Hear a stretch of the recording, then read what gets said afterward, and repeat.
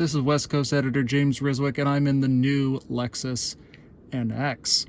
Now, not only is this an all-new interior for the Lexus NX, what you see here is a lot of new switchgear and specifically a new infotainment system for the Lexus brand in general. So a lot of this is what you're going to be seeing throughout the Lexus lineup.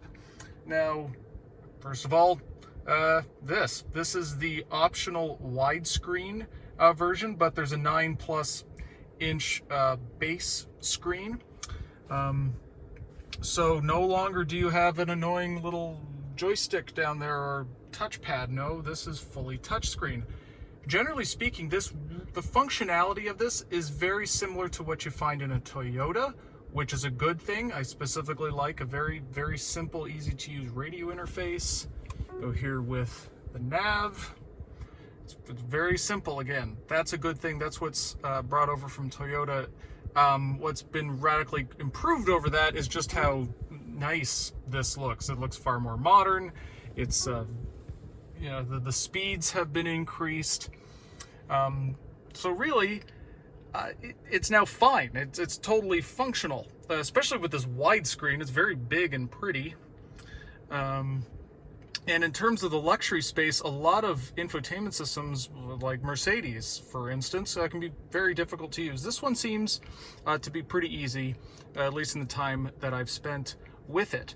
The climate controls are also integrated within the screen here in the upgraded unit. The temperature controls are still physical knobs. You still have a volume knob. But anything in terms of controlling the seats, that is operated with touch buttons. You can hear that it responds to you.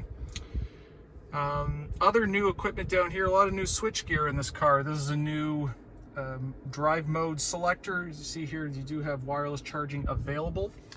This is the new rendition of the Toyota Lexus electronic shifter. This is a design that's been around basically forever, back to like early Prius days. And then you still have a Mark Levinson sound system. One thing that's a weird choice here is this wood trim. It's just there. It's very kind of tacked on, but I do like the pleather trim padded that wraps its way around here. Now let's talk about these door handles. This is all new.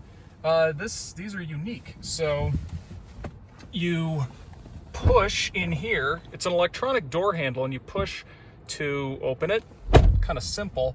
But then if the battery dies or you just don't like that for some reason, you can actually pull this, and then it's an actual physical latch.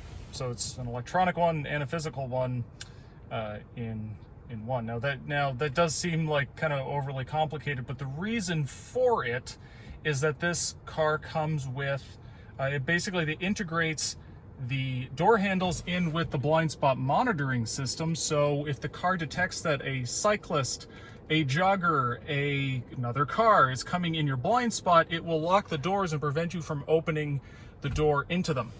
So that's a safety feature, also a door saving feature. Otherwise, up here you do have a new steering wheel. These are touch sensitive. Now I will say they are designed to go with the heads-up display. I honestly don't know what happens if you don't have the heads-up display, because I've only been in this car for 15 minutes at this point. But when you touch one of these buttons, that's for the audio system, and it comes up in the head-up display to show you what you've selected. And then when you go over here to this side, this pulls up the cruise controls. Now, that's all well and good. Again, one, I don't know what happens if you don't have the HUD, and if you're wearing polarized sunglasses. Let's see if I can make this work here. Well, the iPhone's better than my eyes, as it turns out. But if you're wearing polarized sunglasses, this might be difficult to see. So maybe not the best solution for these buttons, because otherwise, if you try to operate, you don't know what these buttons do for the adaptive cruise control system, nor what these do in relation to controlling the infotainment system. So yeah, we'll see how that works over a longer period of time. Otherwise, this has Lexus's usually high quality interior. Excellent build quality. The materials are very good. This kind of large expanse is a little weird, kind of an old throwback. I'm not in love with it. A lot of car companies now try to break up that space with different tiers or different trim levels. It's not one of them, but they're definitely going for more of a kind of cockpit feel with this. And you know, with this large screen, this is easy to use. It's, you know, it's not as, say, high up as some of the older Lexus screens, but the trade-off of not having the remote touch is probably, well, it's definitely a good one, because that was not a very good user interface. This one is.